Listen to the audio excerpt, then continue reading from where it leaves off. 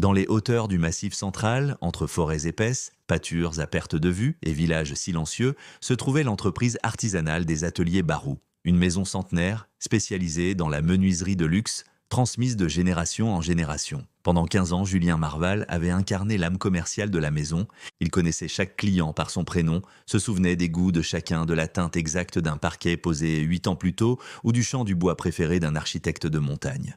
Julien n'était pas juste un commercial. Il était la mémoire vivante d'une entreprise qui vivait au rythme des poignées de main et des promesses tenues. Mais ce matin-là, tout allait basculer. La brume ne s'était pas encore dissipée au-dessus des toits en lauze et déjà l'odeur de sueur flottait dans les couloirs des ateliers Barou. Julien, fidèle à sa routine, avait salué les ouvriers d'un signe de tête complice avant de monter dans la salle vitrée de la direction. Face à lui, assise droite comme une colonne, Cécile Bernier tapotait sur sa tablette. Elle portait un tailleur sobre, un regard calculateur et ce petit air de ceux qui pensent réinventer le monde avec un tableau Excel. « Bonjour Julien, merci d'être ponctuel. On va aller droit au but », dit-elle sans lever les yeux. Elle fit glisser les diapositives d'un rapport de performance, énonçant froidement ses ajustements. Le fixe sera réduit de 40%. Les commissions seront désormais liées à des objectifs trimestriels dynamiques. Fini les portefeuilles fixes, on passera à une logique de rotation pour garantir l'agilité commerciale. Julien ne répondit pas. Il fixait une tache de résine séchée sur la table, les mâchoires serrées. Il comprenait chaque mot, mais surtout ce qu'il voulait dire entre les lignes. « Tu n'es plus dans le plan. »« Tu as des questions ?»« Non, je crois que tout est clair, répondit-il posément. Cécile hocha la tête satisfaite. Elle pensa qu'il allait courber l'échine comme tant d'autres. Mais Julien se leva lentement, serra la main qu'elle lui tendait à peine, puis quitta la pièce en silence. Dans son bureau, il prit son temps. Il décrocha une photo de ses filles en colonie dans les Cévennes, rangea son agenda noirci de rendez-vous passés et glissa dans son sac une médaille en bois gravée à Julien pour 10 ans de loyauté, François Delmas. Il contempla une dernière fois les murs lambrissés qu'il connaissait par cœur. 15 ans de confiance, de sueur, d'engagement, balayés par une stratégie. Le soir même, alors que la nuit tombait sur les collines, le téléphone de Julien vibra. Un nom s'afficha, François Delmas.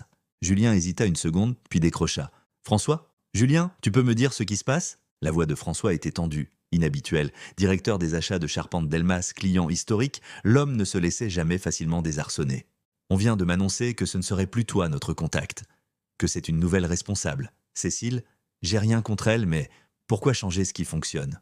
Julien soupira. « Je n'ai pas toutes les réponses, François, et pour être honnête, je ne suis pas sûr de rester très longtemps. » Il y eut un silence au bout du fil. Puis, « Tu sais ce que je pense, Julien ? Les devis, les fiches produits, tout ça c'est bien. Mais ce qui fait la différence, c'est la personne qui décroche quand on a un pépin, et toi, tu as toujours décroché. » Julien sentit une boule lui monter dans la gorge. Ce n'était pas qu'un client qui parlait, c'était un homme qui venait de lui rappeler ce que valaient réellement ces 15 années de loyauté. « Merci François, ça compte beaucoup pour moi. Tiens-moi au courant, quelle que soit ta décision. » Julien raccrocha, les yeux perdus dans le vide. Il comprit alors que ce qu'il avait construit n'appartenait pas aux ateliers Barou. C'était à lui, gravé dans chaque relation humaine, dans chaque mot tenu. Ce soir-là, pour la première fois, il pensa sérieusement à partir. Dans les jours qui suivirent, d'autres appels arrivèrent. Un architecte de Clermont, une entreprise de construction à Aurillac, un décorateur d'intérieur à Rodez. Tous disaient la même chose.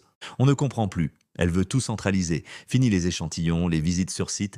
Son collègue Thierry Giraud, directeur financier, l'appela en privé. « Julien, j'ai regardé les chiffres. Tu générais 38% du chiffre d'affaires récurrent. Ils te l'ont caché. Pire encore, la direction prévoyait d'augmenter les prix sur les anciens comptes pour pousser les clients vers de nouveaux gestionnaires. Ils veulent te salir. Ils fouillent tes notes de frais pour se couvrir si les clients s'en vont. » Julien resta silencieux, mais une décision mûrissait. Ce lundi matin, dans la lumière blanche d'une cuisine silencieuse, Julien cliqua sur « Envoyer ». Un email concis, respectueux, mais sans ambiguïté, adressé à Daniel Perrin, directeur commercial du groupe Nouvel Horizon à Clermont-Ferrand. Il s'était décroisé 1 an plus tôt sur un salon professionnel. Daniel avait dit en souriant « Si un jour tu veux bouger, appelle-moi ». Ce jour était venu. À 10h, Julien entra dans le bureau de Cécile. Elle releva à peine les yeux de son écran. « Oui, je vous présente ma démission. Je pars en bons termes, mais sans retour. » Elle tapota quelques touches, sans émotion. « Je vous remercie pour vos années ici. Inutile d'assurer la transition, on a notre plan. » Julien ne répondit pas. Il n'y avait rien à ajouter. Il quitta la pièce sans se retourner, le dos droit. Dehors, l'air était plus frais. Il respira profondément. Pour la première fois depuis longtemps, il se sentait libre. Le premier jour chez Groupe Nouvel Horizon n'avait rien de spectaculaire. Pas de cérémonie d'accueil, pas de discours de bienvenue, juste un badge magnétique, un bureau propre et une cafetière qui fuyait légèrement. Et pourtant, Julien ressentait une énergie neuve. Il retrouvait ce frisson, cette tension positive du début, quand chaque appel, chaque dossier, chaque nom sur une liste représentait une opportunité. Non plus de vendre, mais de construire. Il ne cherchait à contacter personne. Mais les clients, eux, se manifestèrent. Comme s'ils attendaient simplement que la poussière retombe pour prendre leurs décisions. Julien, c'est Martine, de Bois et Création. On peut déjeuner cette semaine. J'ai quelques inquiétudes sur les nouvelles conditions de Barou.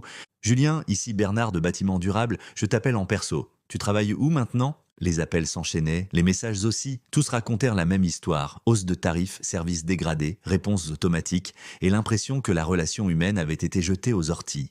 Julien notait, écoutait, rassurait. Il ne promettait rien. Il disait seulement « Je suis là. Si vous avez besoin, vous savez où me trouver. » Puis un matin, une notification, premier contrat signé, puis un deuxième et un troisième. 4 comptes majeurs basculèrent chez Nouvel Horizon, non parce qu'on leur avait fait des offres agressives, mais parce qu'ils retrouvaient une voix, une oreille, une attention. Au bureau, ses nouveaux collègues étaient intrigués. « Tu les as tous appelés ?» « Non, je me suis juste contenté de répondre au téléphone. » Julien retrouvait sa place, non plus dans un organigramme, mais dans un écosystème vivant. Il n'avait pas trahi son ancienne maison. C'est elle qui s'était coupée de ses fondations.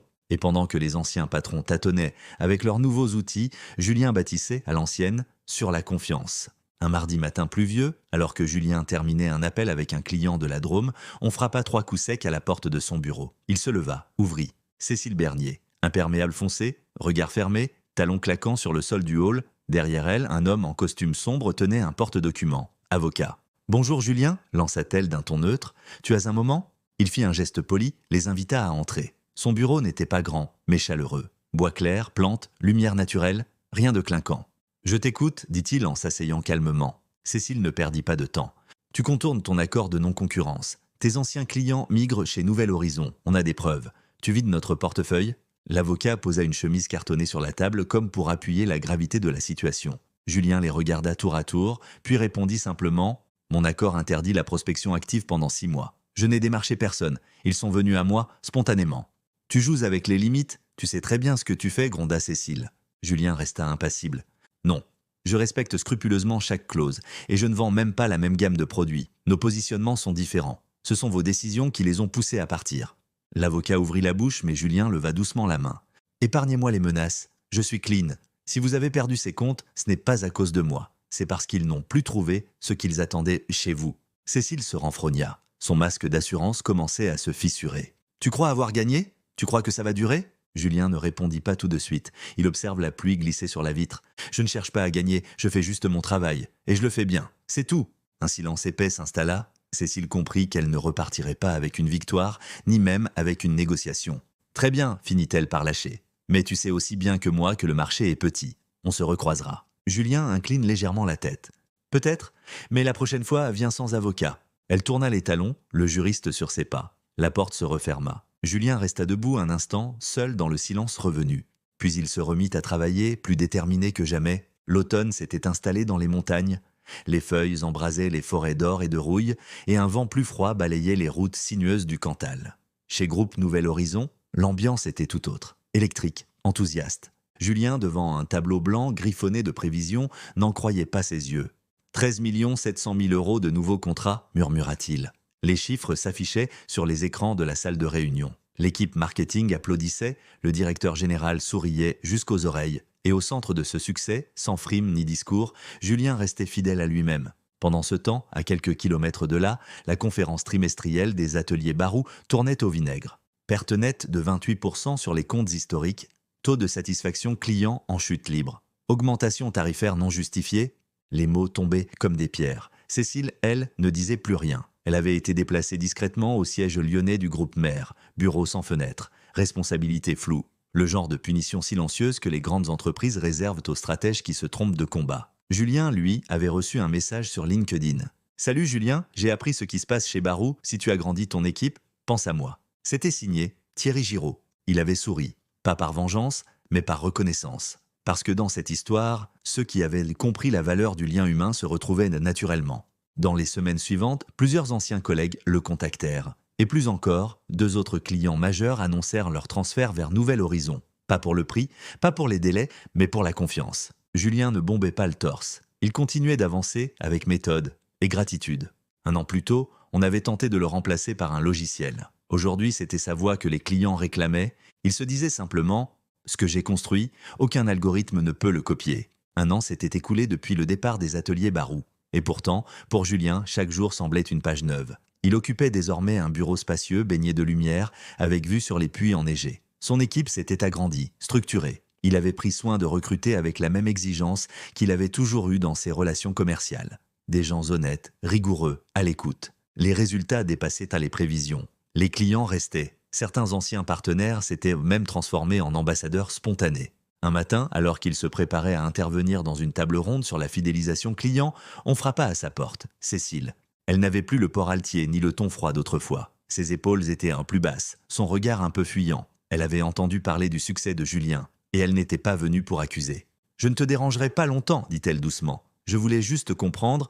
Comment tu as fait ?» Julien resta silencieux un instant, puis il l'invita à s'asseoir. « Il n'y a pas de formule magique, Cécile. J'ai juste fait ce que je savais faire. Écouter, être présent, tenir parole. » Elle hocha lentement la tête. « Je crois que j'ai trop cru aux outils, aux méthodes, et pas assez aux gens. » « Tu n'es pas la seule, répondit-il sans dureté. Mais les entreprises ne sont pas des machines. Elles vivent par ceux qui y croient, et par ceux qui leur font confiance. » Un silence doux s'installa. Puis elle se leva. « Merci de m'avoir reçu, et bravo. » Julien la raccompagna poliment. Lorsqu'elle eut franchi la porte, il ferma doucement, resta immobile un moment.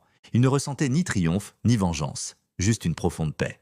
Il regarda par la fenêtre, son équipe riait autour d'une cafetière, un nouveau dossier sur les bras. Il sourit. Il avait reconstruit? Oui. Mais mieux encore, il avait bâti quelque chose de durable, de juste.